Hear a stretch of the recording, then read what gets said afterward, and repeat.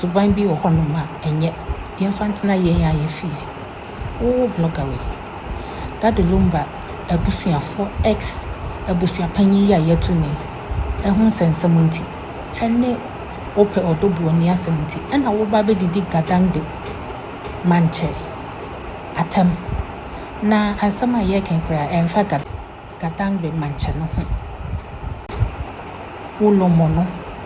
priest no ena osoma say yankofra abusuapanyi na ombra no ommechre nsemu eyada na wo fa ho edidi Ga Mantse atem mabo wa video no Zafwanra, maybe a video be concerning and kind for youth guy no ranting na we did sabi Asante-Koran abusapanyi motem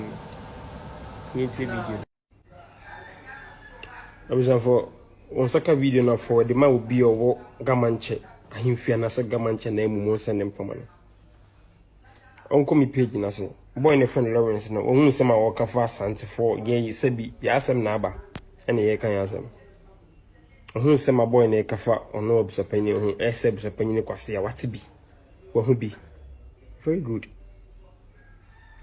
Ga Mantse Sante ne ba be share woni munyam very big time so nka asema bakran ka no expecting say wo hu nipa na say wo krom ni ba so bi didi Asante-Koran na mo kumasefo na mo abusapanyi ne jimifo sabi yusu where do you for abusapanyi no no di hine edi na hi eyi wo Asante region eba mamani amani ye na yilidi I am the say akwa we see no ofri Ga Mantse ahimfi and I'm saying say Ga Mantse mi du nyankopon e kan ma me say wan kasa nje akwa we ya mun say ne Ga Mantse me ma 1 week Ga Mantse me yo baba chima tum de me ye wono me tena nkai kaneji bubuashi da kuma kebu mu me tena hono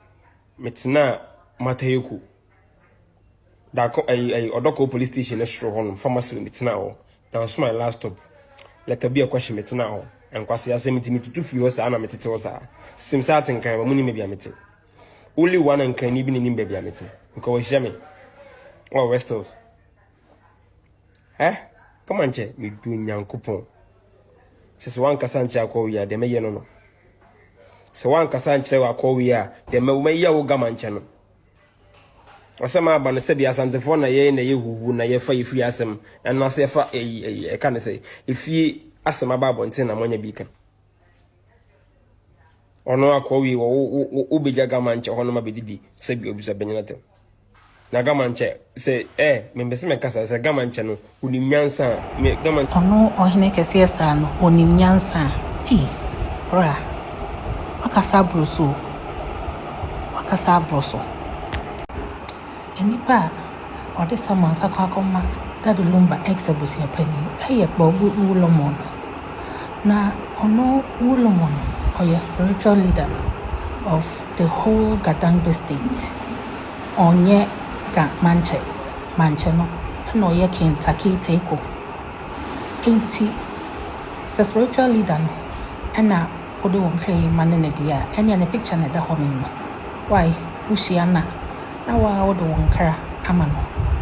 ti Ga Mantse de ono on someone abusiapani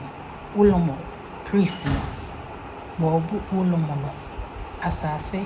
no ho spiritual leader no ono ana someone abusiapani why bra me kasa and I'm saying this in authority say Ga Mantse say wo ya to akwanofo